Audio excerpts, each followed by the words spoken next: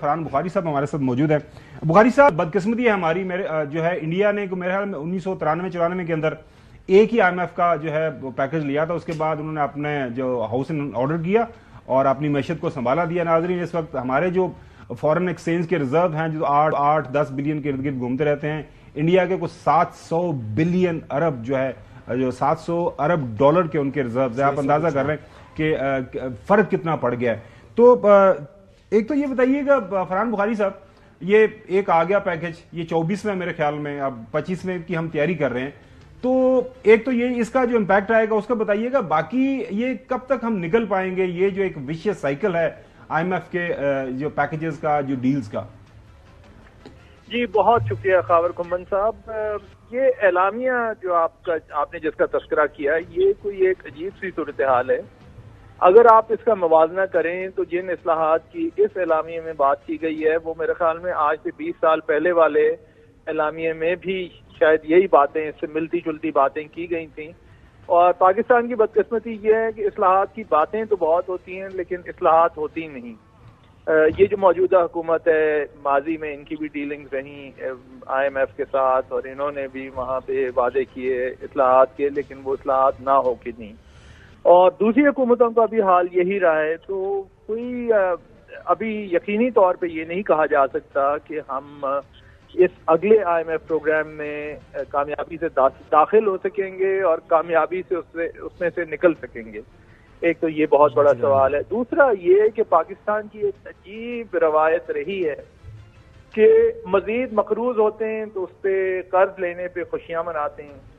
भाई अगर आप मजीद मकरूज हो रहे हैं तो वो तो खुशी की बात नहीं है, वो तो इंतहाई अफसोस की और गम की बात है। यहाँ पे खुशियां मनाई जाती हैं और खासतौर पे तिजारती और कारोबारी हलकों में स्टॉक मार्केट का आप रिएक्शन देख लें, क्योंकि ये बदकिस्मती से हमारे दोस्त चौधरी गुलाम हुसैन साहब जो मौजूद हैं वो एक इस्तेलाह इस्तेमाल करते हैं मेरे ख्याल में पंजाबी की, टांग चलाओ, कि वक्ती तौर पे आप काम चला लें बस आगे देखी जाएगी। इस तरह पाकिस्तान की इस्लाह और बेहतरी नहीं होगी। डंग टपाओ, जी डंग टपाओ वाली बात चौधरी साहब करते हैं और ये इस तरह पाकिस्तान की बेहतरी नहीं होगी। अच्छा बुखारी साहब, 3-4 जो हमें बड़े इकदाम करने की जरूरत है, जो नई हुकूमत आ गई है, जाहिर है उनके पास 2/3 मेजोरिटी है, जो काम करने वाले हैं इमीडिएटली उनको कर गुजरना चाहिए, रिगार्डलेस कि इसके ऊपर बैकलैश क्या आता है, सियासी बैकलैश क्या आता है या अदरवाइज जाहिर है आपने रिफॉर्म्स करनी है, इदारों के अंदर से क्या बैकलैश आता है। आपकी नजर में 3-4 काम वो कौन से करने वाले हैं जो कि हुकूमत को कर गुजरना चाहिए? सबसे पहले तो खाबर गुमन साहब ये मैं अर्ज कर दूं कि ये 2/3 मेजोरिटी भी यकीनी तौर पे नहीं कही जा सकती। आपका 1-2 दिन पहले भी इस पे बहस हो रही थी। देखिए हकीकत ये है कि ये एक माइनॉरिटी गवर्नमेंट है। पीपल्स पार्टी चले इसके ऊपर तो बात कर लेंगे ना, हुकूमत आ गई है, हम तो वो एक अलग बात है, हुकूमत बन गई है, अब हुकूमत को 3-4 जो बड़े काम करने हैं। जी मैं बिल्कुल, लेकिन उसी से मुंसलिक ये बात है कि हुकूमत क्या इतनी मजबूत है कि मुल्क में बड़े पैमाने पे टैक्स चोरों पे वो हाथ डाले, वो एक तगड़ा हाथ डाले जो कि माजी में कभी डाला नहीं किया। लोगों को ये पता है कि मसला क्या है। देखिए बुनियादी तौर पे 3-4 काम तो बहुत आप आगे बात ले गए, एक ही काम है और वो ये है कि जो कवानीन हैं मईशत के हवाले से और मजमूई तौर पे जो कवानीन है उनका हर एक पे इतलाक हो। अगर ऐसा नहीं होता तो फिर पाकिस्तान की बदकिस्मती से गाड़ी इसी तरह चलेगी। ये आपको रूल ऑफ लॉ इकोनॉमी में बिल्कुल फौरन इन्फोर्स करने की जरूरत है। जो टैक्स नहीं देता और कानून के तहत टैक्स की चोरी करता है, आप पकड़ें।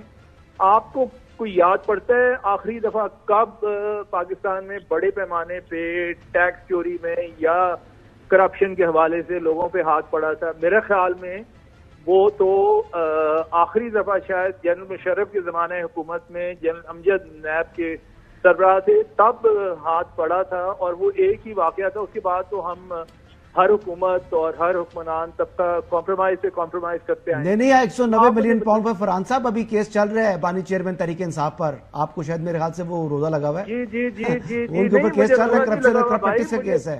मुझे रोजा बिल्कुल नहीं लगा हुआ भाई, मुझे हकीकत वो आप कह रहे थे केस नहीं चला, वो परवेज मुशर्रफ दौर में चले गए थे, तो मैंने कहा मौजूदा दौर में भी चल रहे केस बार बार हुए हैं, और इस दफा पता नहीं कि आगे जाके क्या नतीजा निकलता है। कोई नतीजा निकले तो बात है, और फिर बस इंशाल्लाह उम्मीद रखें जी। जो मशहूर केसेस हैं वो तो अपनी जगह पे भाई, यहाँ पे बेशुमार ऐसे लोग हैं जिनका कारोबारी तबके से ताल्लुक है। मुल्क में एक तबका ऐसा है जो कि कानून और आइन के तहत टैक्स देता ही नहीं, यानी टैक्स से इस्तिस्ना है, उन लोगों पे आप हाथ डालें। ये असल में तो कहानी वहां पे जाके आपकी बेहतर होगी, और आदाद शुमार और बड़ी बड़ी स्टेटमेंट देना। सही फरमाया। चलें चौधरी गुलाम हुसैन साहब, एक क्विक क्वेश्चन अगर आपके जहन में है, कोई कमेंट करना तो वो भी कर दें।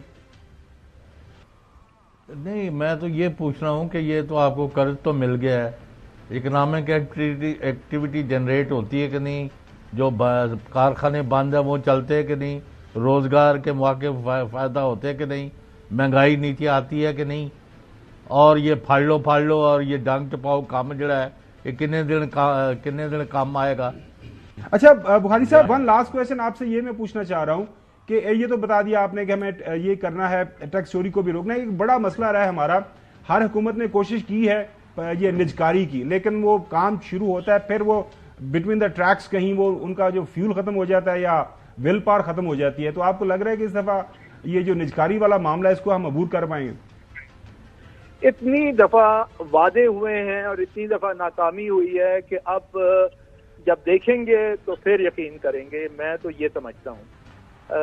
हुकूमत पीआईए के बारे में कहती है कि जी उन्होंने पीआईए की निजकारी करनी है, अब देखते हैं उसमें से क्या नतीजा निकलता है। चलें बुखारी साहब, हाँ जाहिर है वो तो देखेंगे कि आप कैसे मामला आगे बढ़ेंगे। बुखारी साहब बहुत शुक्रिया वक्त देने के लिए।